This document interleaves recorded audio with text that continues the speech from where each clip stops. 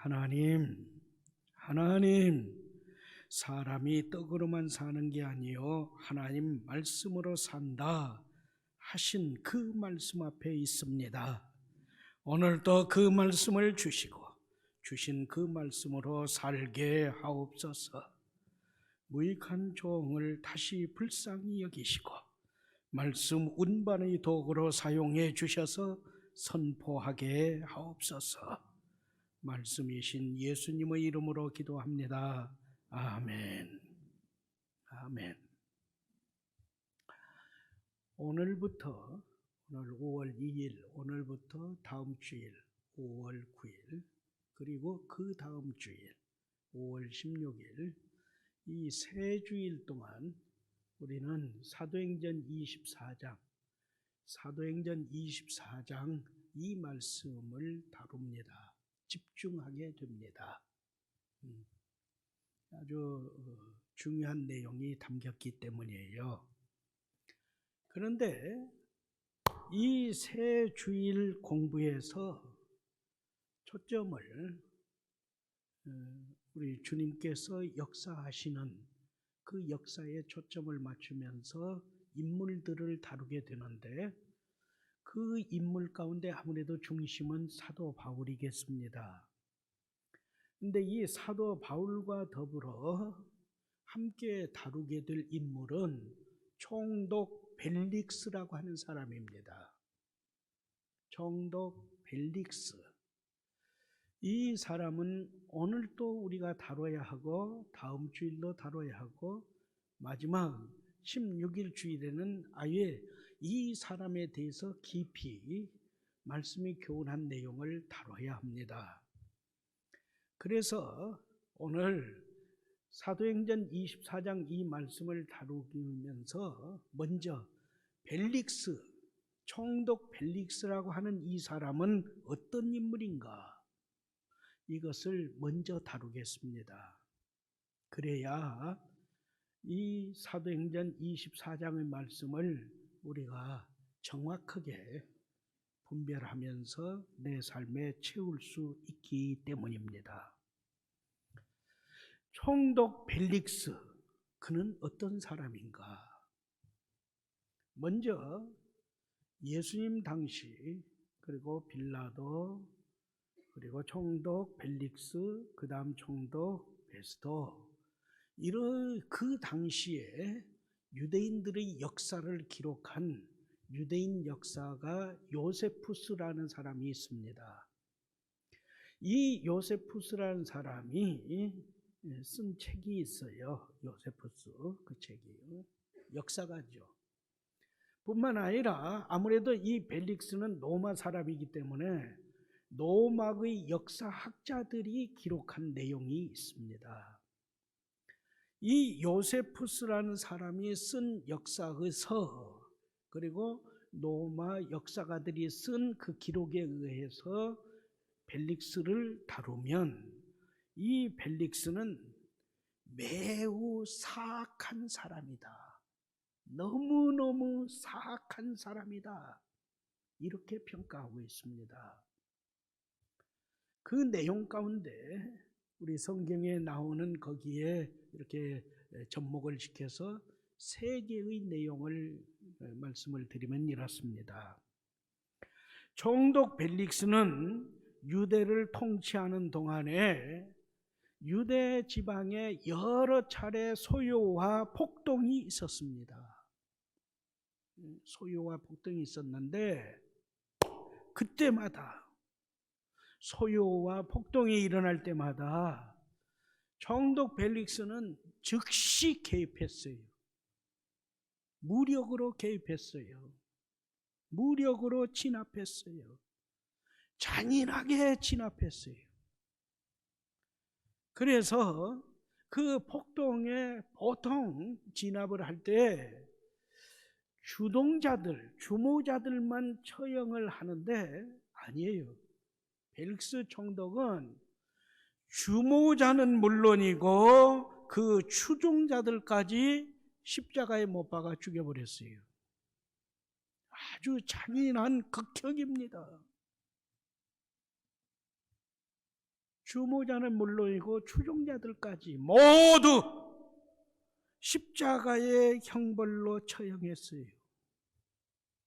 그래서 기록은 벨릭스는 상습적인 광적 폭력을 휘두른 사람이다 그래요.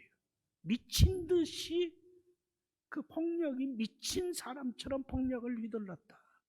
잔인했다.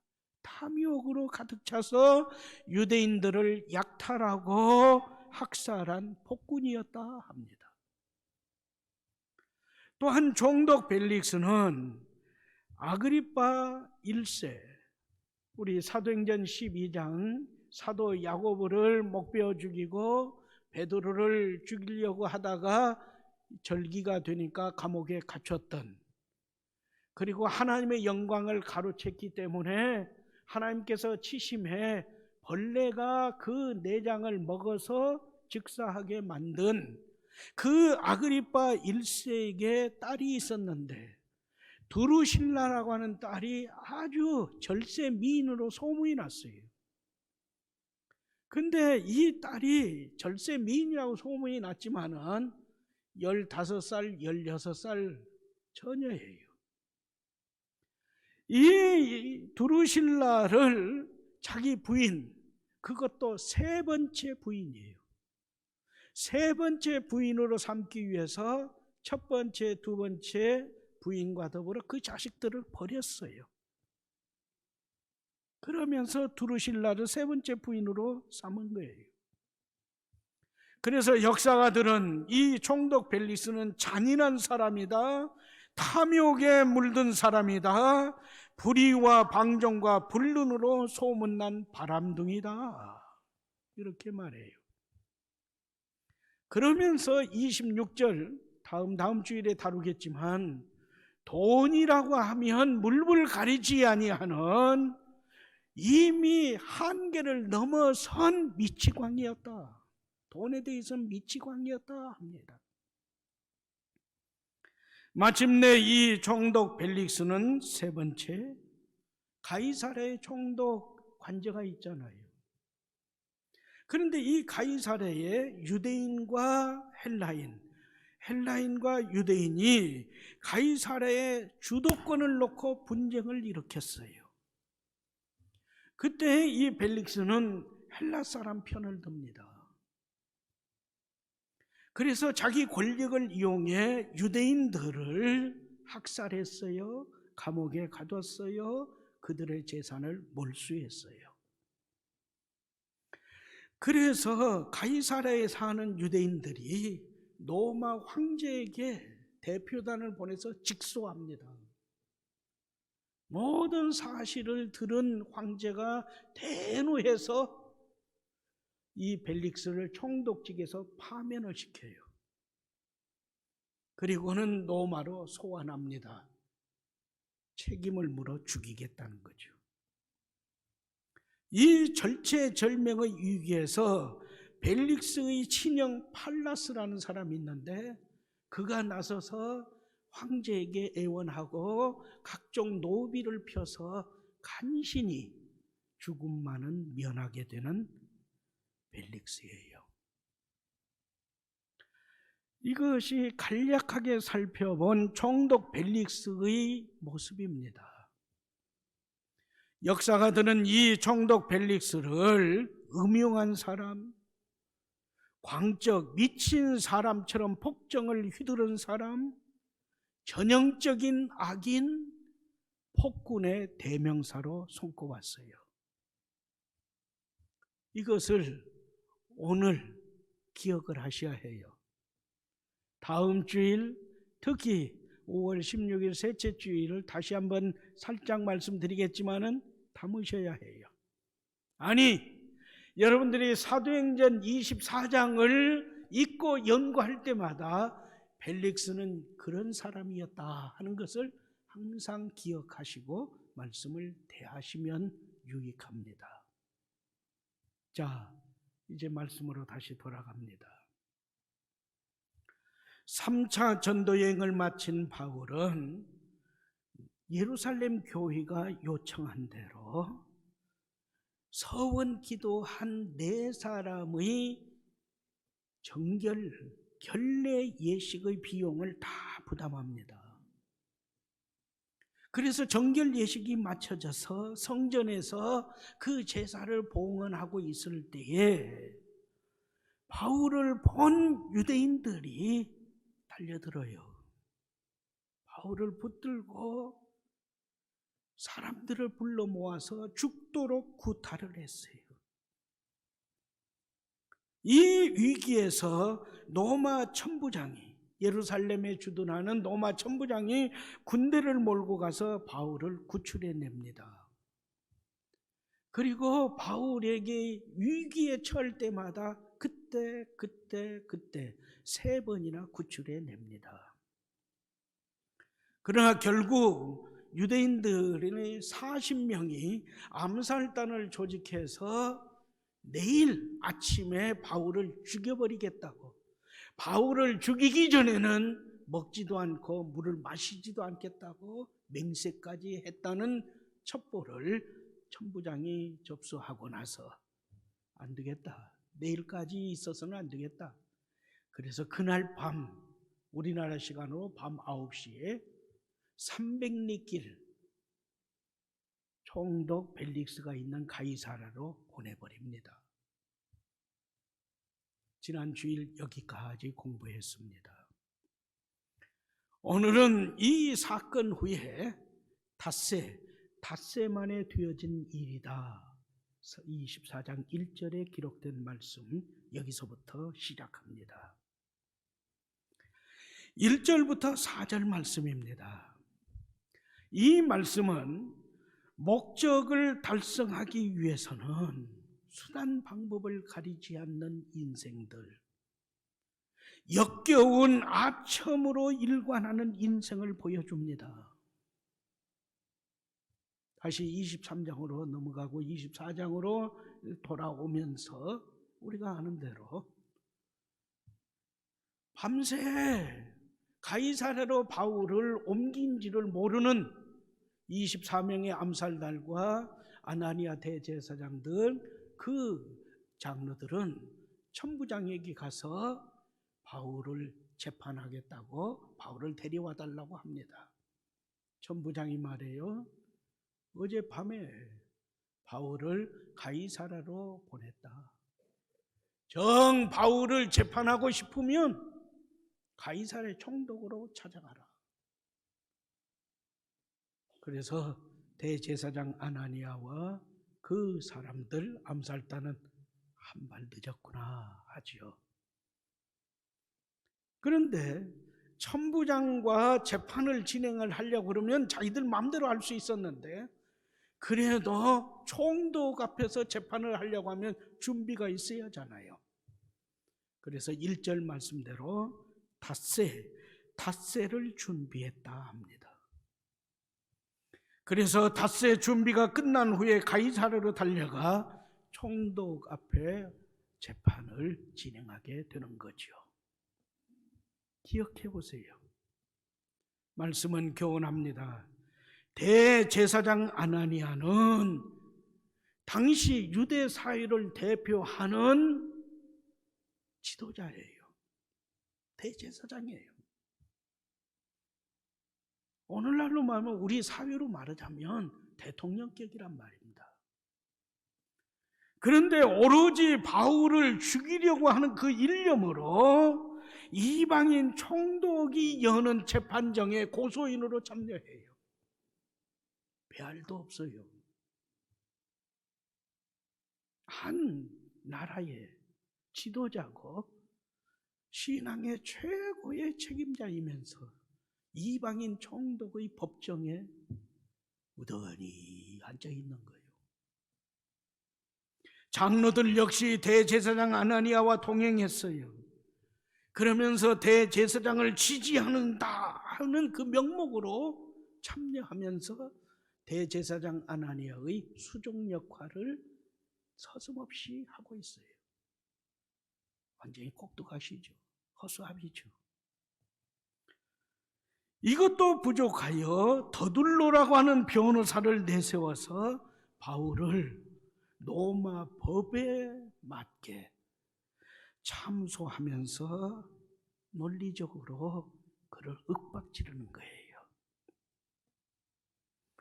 더둘러는 앞서 살핀 벨릭스가 어떠한 악인인지 잘 알면서도 오로지 바울을 죽이는 판결을 얻기 위해서 온갖 아첨과 거짓으로 벨릭스를 칭송합니다. 그 칭송에는 악을 선이라고 그러고 선을 악이라고 하는 궤변이 가득 담겨 있어요.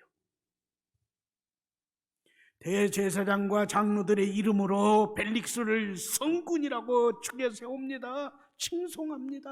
항상 감사드리는 마음으로 총독 각하의 다스림을 받는 백성임을 긍지를 가지고 지낸다고 말합니다. 거짓말이죠. 뒤에서는 그런데 지금 바울을 죽이는 사형 판결을 얻어내기 위해서 있는 말 없는 말 다 거짓 드러내면서 죽여 세우는 것이죠. 벨릭스 총독 각하는 이제껏 볼 수 없었던 최고의 통치자입니다. 죽여 세우면서 아부합니다. 이 재판으로 각하의 시간을 빼앗아 심히 죄송합니다. 호의를 기대하겠습니다. 아첨을 늘어놨습니다. 어떻게 생각하세요? 우리나라 대통령이 외국에 나가서 외국 재판 그런데 관여해가지고 절절매면서 살살살살 그 꼴을 어떻게 보겠어요? 백성의 지도자인 대제사장 장로이면서도 동족 바울을 끝내 죽이고야 말겠다는 일념에서 원수요, 폭군이요. 그 사람에게는 미사력으로 총동원해서 칭송해요. 아부해요. 아첨해요. 정말 추악한 모습을 드러내고 있어요. 이것을 성경학자는 이렇게 평가했습니다. 만일에 유대인들이 이 모습을 보았다면, 만일에 유대인들이 이 아첨하는 말을 들었더라면 어떻게 되었을까? 모르긴 몰라도 폭동이 일어나서 아나니아와 제사장들은 돌에 맞아 죽었을 것이다. 그것은 성경학자들의 견해고요. 하나님의 말씀 시편 52편 2절부터 5절 말씀은 바로 이처럼 아첨과 간사한 언행을 일삼는 인생을 엄하게 책망합니다. 들어보세요. 너 속임수의 명수여, 너의 혀는 날카로운 칼날처럼 해로운 일만 꾸미는구나. 너는 착한 일보다 악한 일을 더 즐기고 너는 옳은 말보다 거짓말을 더 사랑하는구나.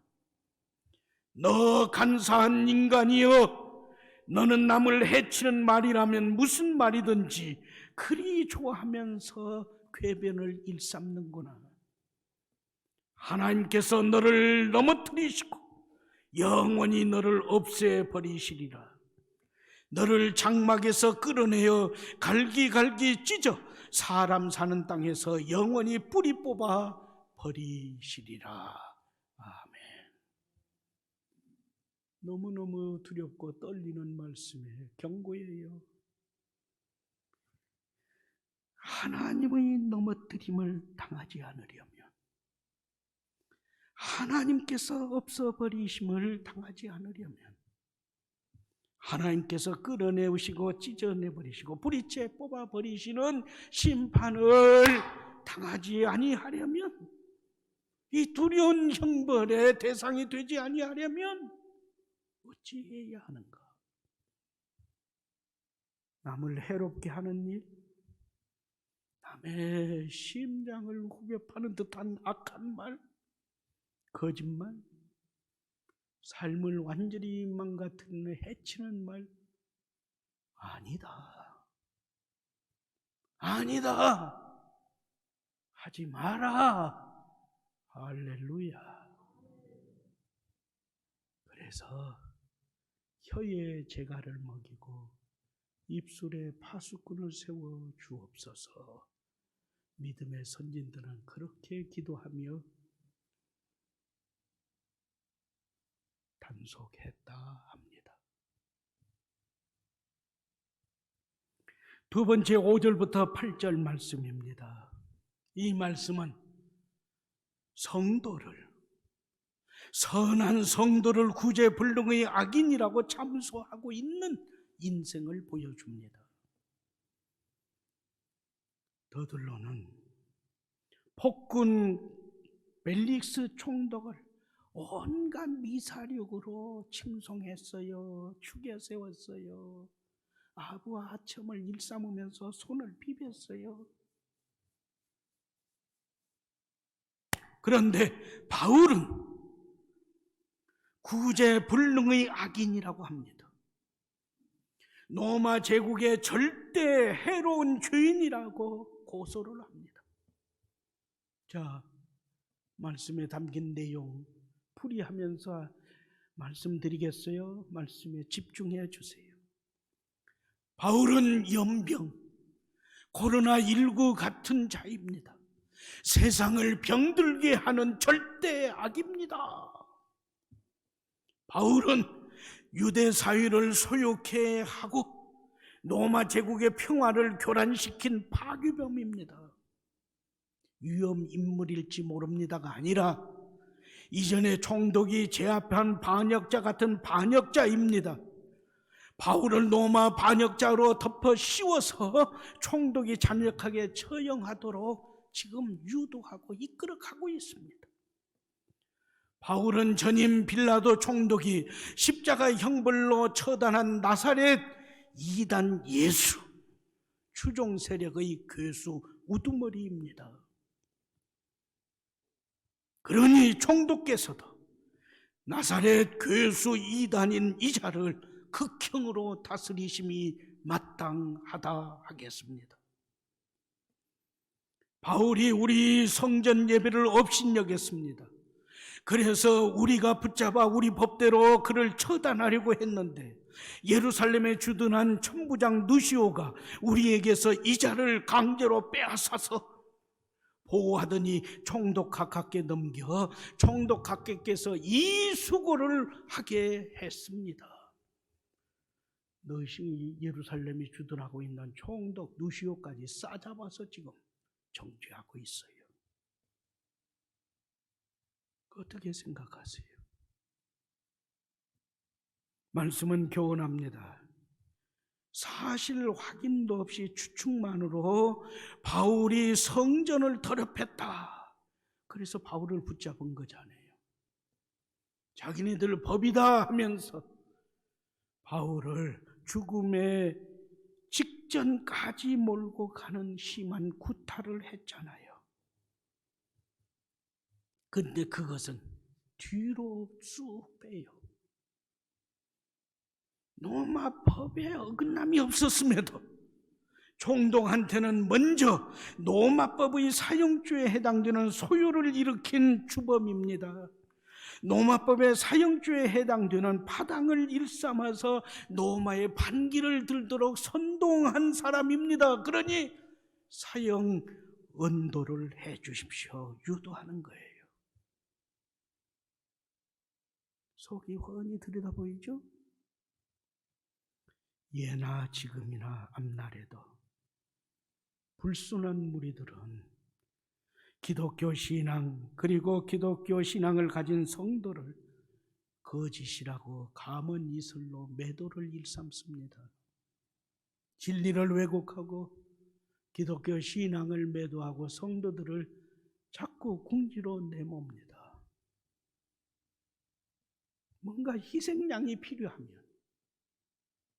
우리 사회에서도 그러잖아요. 뭔가 사회적인 분위기를 전환시키는 희생양이 필요하면 교회를 노립니다. 그래서 모든 언론이나 모든 것을 다 동원해서 교회를 매도합니다. 교회가 그렇다고 합니다. 주범이라고 합니다. 코로나19의 온상이라고 합니다. 그러면 온 사람들이, 심지어는 우리 크리스찬들까지도 그걸 무릅쓰고 지금 여러분은 교회에 나와서 예배 드리는 거 아니에요.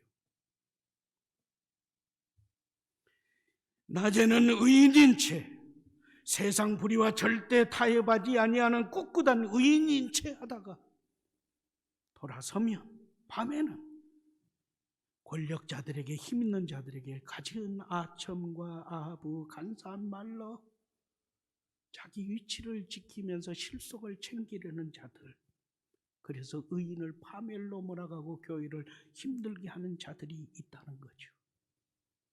이걸 어찌 해야 합니까? 이에서 주님은 성도들에게 말씀하십니다. 담대하라. 내가 너를 붙들고 있다. 내가 너를 지키고 있다. 내가 너를 세워서 증언하게 하리라. 할렐루야. 쫄지 마세요. 세상의 모든 나라와 권세가들은 흥망성쇠를 거듭했어도 찬송가 가사 그대로 세상 권세는 망하고 흥망성쇠를 거듭했어도 예수 교회에 항상 든든히 서 있으면 주님이 모든 교회를 지키심이라. 할렐루야. 이제 우리는 9절 말씀에 이르렀습니다. 9절 말씀, 더둘러의 망언을, 더둘러의 이 역겨운 아침을 주변 유대인들은 옳소, 잘했다. 그들은 장로들이에요. 유대 사회의 지도자들이에요. 그런데도 모두 사실이라고, 옳다고, 잘했다고 합세 주장하면서 박수 쳤다는 거죠. 들여다보세요. 조금만 더. 대제사장 아나니아는 사도행전 23장 2절 3절 말씀에서 바울에게 당했어요. 바울이 그 대제사장 아나니아를 회칠한 무덤이여 정죄했어요. 그게 잊혀지지 않는다고요. 감히 대제사장인 나에게 회칠한 무덤이라니, 이놈을 죽이고야 말겠다. 장로들, 특히 그 장로들 가운데 사두개파 장로들은 사도행전 23장 6절부터 9절 말씀의 내용대로 바울이 자기의 신앙 고백, 특히 예수 그리스도의 부활 신앙, 이 소망의 말씀 때문에 내가 이 재판을 받는다 말을 하니까 같은 장로들 중에 바리새파 장로들, 부활을 믿는 바리새파 장로들이 우리가 볼 때 바울 저 사람은 재판받을 만큼 죄가 없어, 그 바람에 사두개파 장로들하고 다툼이 생긴 거잖아요. 그래서 자기들이 몰렸잖아요. 그게 잊혀지지가 않아요. 일주일 전의 사건이란 말입니다. 이게 일주일 동안 계속 칼을 가는 거면서 곱씹는 거죠. 용서할 수가 없어요. 분이 안 풀려요. 그러니 죽여버려야겠어요. 내게 힘이 있다면 벌써 죽였을 것인데 그 힘이 없으니까 이제는 총독 벨릭스의 손을 빌어서 죽여버려야겠어요. 그래서 더둘러의 궤변에 그냥 동조하는 거예요. 맞장구 치는 거예요. 얼쏘 박수 치는 거예요. 지금 나는 어떻습니까? 지금 나는 어떻습니까? 여기에서 우리는 마가복음 6장 14절부터 29절 말씀, 곧 세례 요한이 어찌하여 순교하게 되었는지 말씀의 교훈에 집중해야 합니다. 마가복음 6장 말씀은 분명히 증언합니다. 헤롯이 세례 요한을 죽이고 싶어요. 세례 요한이 책망을 해요. 죄라고 그래요. 질책을 해요. 그러면 분이 나서 세례 요한을 죽여버리고 싶어요. 자기한테 세례 요한을 죽일 힘이 있어요. 그런데 그러지를 않았다고 그래요. 못한 게 아니라 않았다. 왜냐하면 세례 요한을 하나님의 선지자로 알고 세례 요한의 책망을 하나님께서 자기를 책망하는 하나님의 책망으로 알고 두려워하면서 세례 요한을 보호했다 그래요.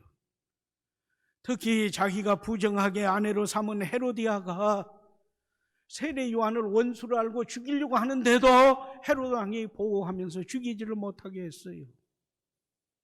그랬던 헤롯인데 살로메라고 하는 한 여인이 이상야릇한 춤을 춰서 현혹하니까 약속을 해요. 내가 너의 소원이라면 다 들어주겠다. 그러니까 살로메가 말해요. 세례 요한의 목을 베어서 그 머리를 이 소반에 얹어서 나에게 주십시오. 어떻게 해야죠?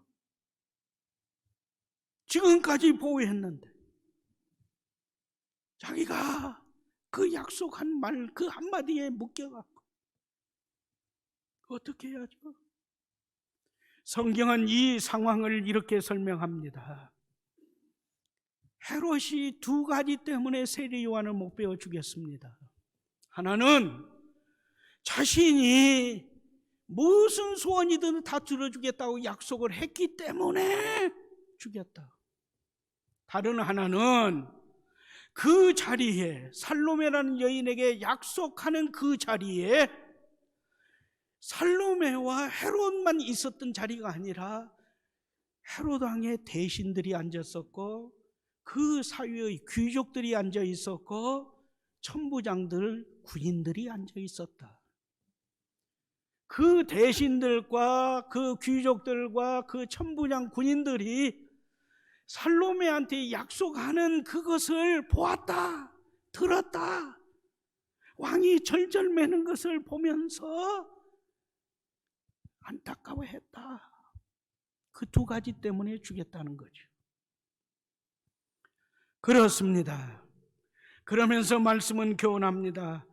헤롯 왕이 살로메에게 약속하는 그 자리에 대신들이 없었다면, 귀족들이 없었다면, 군인들이 없었다면, 아니 그 자리에서 왕의 약속을 보고 들었던 대신과 귀족과 군인들 중에 단 한 사람이라도 임금님이 그 살로메에게 약속한 것은 안 지켜도 돼요. 안 지켜도 된다함이 하나님 말씀의 교훈입니다. 이렇게 누군가 한 사람만 말을 했다면 헤롯 왕은 세례 요한을 죽이지 않았으리라. 말씀의 해석입니다. 어떻습니까? 오늘의 내가 살아가는 이 사회 세상살이에서 저 사람이 나 때문에 어쩌지 못하고 죄를 범한다면 말씀은 교훈해요. 침묵한 대신과 귀족과 군인들, 더둘러 편에 선 장로들, 그들 똑같이 공범이 되었다는 거죠. 하나님의 심판을 받았다는 거죠.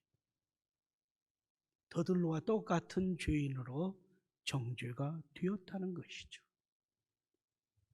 오늘의 나도 예외일 수 없어요. 그래도 침묵하시겠어요? 어쩔 수 없이 침묵할 수밖에 없다면 그 자리에 있지 마세요. 그래서 말씀은 교훈하는 거예요. 복 있는 사람은 어떤다고요? 악인의 꾀를 따르지 않아요. 죄인의 길에 서지 않아요. 오만한 자들과 절버덕 자리에 앉아 있지 않아요. 거기서부터 복 있는 사람의 삶이 시작되는 거예요. 사람의 마음밭, 내 마음밭에 자라는 것의 하나는 다른 사람이 던진 말 한마디입니다. 다른 사람의 말이 내 마음에 심겨져 생활 속에서 자라나고 얼굴과 언행 심사에서 열매를 맺는다는 거죠. 그래서 잠언 25장 11절 말씀은 교훈합니다. 경우에 합당한 말은 은쟁반에 담긴 금사과와 같으니라. 아멘. 뿌려진 비난은 절망을 키우고 고래도 춤추게 한다는 칭찬은 희망의 열매를 거둡니다. 우연히 들은 격려 한마디가 평생의 교훈이 되기도 하고 무심코 내뱉은 비난이 그 사람으로 하여금 평생 한을 품게 합니다.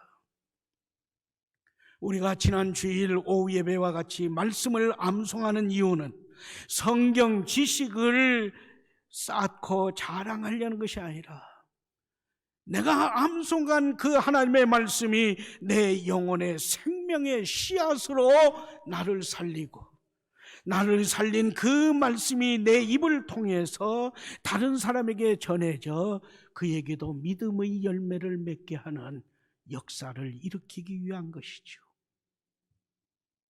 그래서 생명의 말이 영생의 길로 인도하니 하나님의 말씀으로 선한 말을 주고받으면서 서로서로의 마음의 밭에 감사와 기쁨과 형통과 번성과 웃음과 행복의 열매를 듬뿍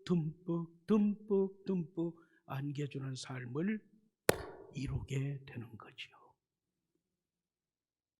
어떻게 말하면서 살겠습니까?